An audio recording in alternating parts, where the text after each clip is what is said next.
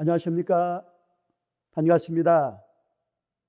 어느덧 계절의 여왕이라 부르는 5월도 막바지를 지내고 있습니다. 코로나19로 인하여 어려움을 겪고 있는 비상한 시대입니다. 5월이 가기 전에 여러분의 가정이 예수 그리스도 은혜 안에서 더욱 든든히 세워지시기 바랍니다. 가정의 아픔과 고통, 어려움과 낙심은 깔끔하게 회복되기를 축복합니다. 기쁨과 감사와 사랑으로 충만한 가정으로 굳건히 세워지기를 원합니다. 먼저 오늘 우리가 나눌 성경 말씀을 봉독해 드리겠습니다. 오늘 말씀은 창세기 49장 22절 말씀입니다.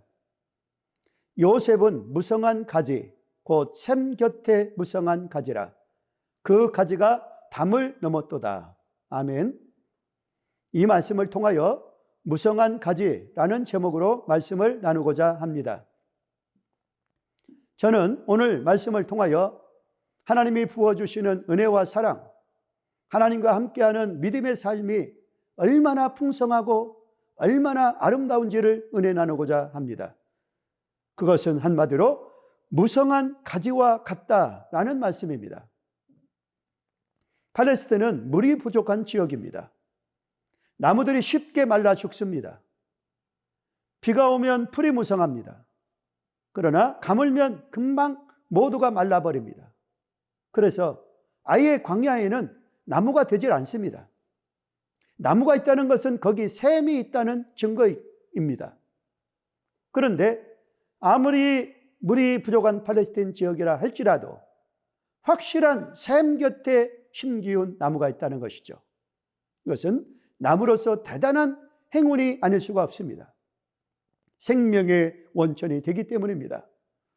샘에서 흘러나오는 생명의 원천이 있기 때문입니다. 아무리 가물어도 시들지 않습니다. 이것이 무성한 가지의 비밀입니다. 믿음 생활한다는 것은 무엇을 말합니까? 우리의 인생이 생명의 원천에 심겨진 나무와 같다는 것입니다. 그만큼 풍성하다는 말씀입니다. 여러분의 믿음의 삶이 그렇게 되기를 바랍니다. 실제로 하나님과 함께하였던 삶 때문에 무성한 가지와 같은 삶을 살았던 인물이 있습니다. 그 사람이 곧 요셉입니다. 아무 어려움이 없었던 것이 아닙니다. 모든 일이 순탄한 것만은 아니었습니다. 그럼에도 불구하고 그의 삶은 항상 무성하였습니다. 그렇다면 그 무성한 가지와 같은 요셉의 삶의 비결이 무엇일까? 먼저 그는 삶의 모든 여정을 하나님 곁에 머물렀다는 것입니다. 오늘 성경 말씀을 보시기 바랍니다. 요셉은 무성한 가지, 샘 곁에 무성한 가지라. 그 가지가 담을 넘었도다 라고 기록되어져 있습니다. 즉 담을 넘을 수 있을 만큼 가지가 무성할 수 있었던 이유, 그것은 샘 곁에 머물렀기 때문입니다. 이것이 요셉의 일생 중에 가장 잘한 일입니다. 여러분의 지금껏 살아오시면서 가장 잘한 일이 무엇입니까? 구세군의 병사되고 구세군의 군우되고 구세군의 교인된 것이 여러분에게 있어서 가장 잘한 것이 되기를 축복합니다. 예수 믿고 구원받은 것이 가장 잘한 일이 되기를 원합니다. 왜냐하면 그것은 생명의 원천이 되기 때문입니다. 그것은 한마디로 샘 곁에 심긴 나무와 같은 것입니다. 아무리 메마르고 삭막해도 시들지 않을 것입니다. 그의 곁에 끊임없이 공급하는 샘이 있었기 때문입니다. 그렇다면 여러분, 그 샘이 무엇입니까? 이 샘은 하나님을 의미합니다. 그의 삶의 근원이 우주의 능력의 근원이신 하나님께 뿌리를 받고 있습니다. 하나님이 공급하시는 힘으로 살아갑니다. 그의 모든 여정을 그의 샘 곁을 떠나지 않고 샘 곁에 머물렀습니다. 이것이 믿음 생활입니다. 하나님이 여러분의 샘이 되어주시기 바랍니다. 필요한 은혜를 끊임없이 공급해 주실 것입니다. 우리가 따라가야 될 가장 필요한 일이 바로 이것입니다. 하나님을 가장 가까운 곳에서 느끼는 것입니다. 그래서 우리의 삶의 모든 일에서 그가 생명과 능력을 공급하고 있음을 믿는 것입니다.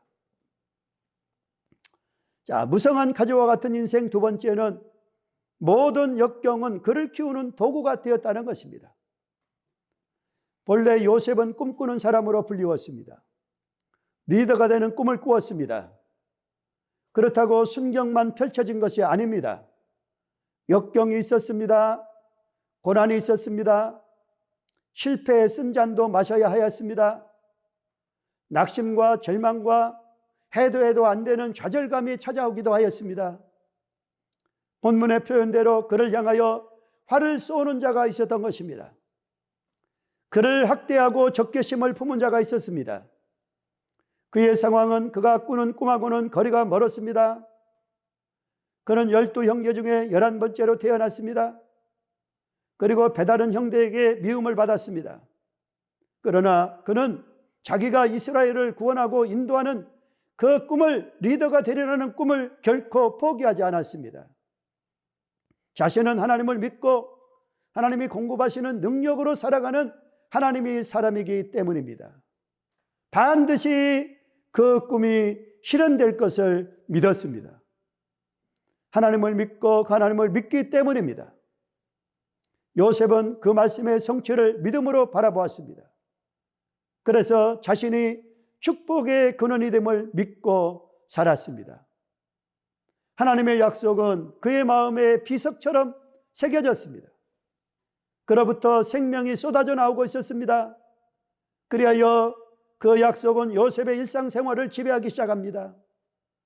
요셉은 그 약속의 성취를 준비하며 매일을 살았습니다.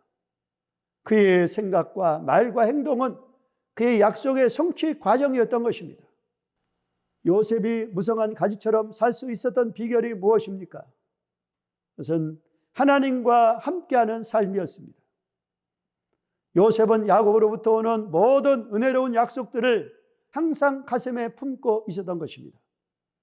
이처럼 그에게 닥친 곤란은 정도가 지나친 것이었습니다. 요셉의 삶은 역경에 역경을 거듭한 삶이었습니다. 형들이 요셉을 위로했습니다. 그가 형제 중에 매사에 뛰어났기 때문입니다. 결과적으로 악한 대우를 받습니다. 형들이 약당하여 노예로 팔아 넘긴 것입니다. 요셉은 고향을 떠나서 10년간 노예 생활을 했습니다. 다시 두 번의 누명을 씌워서 감옥에 던집니다. 거기서 무기수로 4년을 보내게 됩니다. 그럼에도 불구하고 요셉은 하나님을 원망하지 않았습니다. 아무도 원망하지 않았습니다. 형들을 미워하지도 않았습니다. 왜냐하면 이 모든 것은 그를 키우는 도구이기 때문입니다. 보통 사람들이라면 이미 쓰러졌을 상황입니다. 그러나 그는 여전히 힘을 잃지 않았습니다. 극복하고 일어섰습니다. 그렇다면 그 끊임없는 힘의 근원이 어디입니까? 이에 대하여 성경은 다음과 같이 증거합니다. 야곱의 전능자 이스라엘의 반석인 목자의 손을 힘입었음이니라 라고 말씀하고 있습니다. 여러분이 목자의 손을 힘입으면 넘어져도 다시 일어설 것입니다. 하나님은 그 생각을 통해서 일하십니다. 이 샘에 뿌리 내린 자가 할 일은 생명의 생각을 마음에 가득히 채우는 일입니다. 긍정의 생각, 적극적인 생각, 할 수 있다는 생각, 능력의 샘에 뿌리를 내린 가지는 그 생명의 물로 채워져 있습니다. 그리고 그 생명수는 나무를 번영하게 만듭니다. 그리하여 믿음의 사고가 지배하게 되는 것입니다. 그리하면 불익은 더 이상 역경이 아니라 영광의 상황이 될 것입니다. 수천 년 전에 이 사람이 우리에게 이처럼 감동을 주는 이유가 무엇입니까? 그것은 평범한 나무라도 샘 곁에 심기우면 한없이 클 수 있다는 증거를 보여주기 때문입니다. 그의 지혜와 사랑과 능력은 가히 상상할 수 없는 것입니다. 이제 그것을 제공한 하나님의 샘은 더욱 크게 자랄 또 다른 요셉을 찾습니다. 그 그늘 아래서 모두가 안식하고 모두가 새 생명을 얻는 것입니다. 자, 이제 적용하겠습니다. 첫째로, 무성한 가지 같은 풍성한 삶의 비결이 무엇입니까? 그것은 생명의 원천 되시는 하나님 곁에 머무는 인생이 되었기 때문입니다. 다음 두 번째, 하나님과 함께하는 인생에게 오는 역경의 의미가 무엇입니까? 이 모든 역경은 우리를 키우는 도구가 됩니다. 다음 세 번째로, 하나님께 뿌리를 내리고 사는 사람이 할 일이 무엇입니까? 그것은 마음 가득히 생명의 생각으로 채우는 일입니다. 긍정의 생각, 적극적인 생각, 할 수 있다는 생각이 생명의 생각입니다. 감사합니다.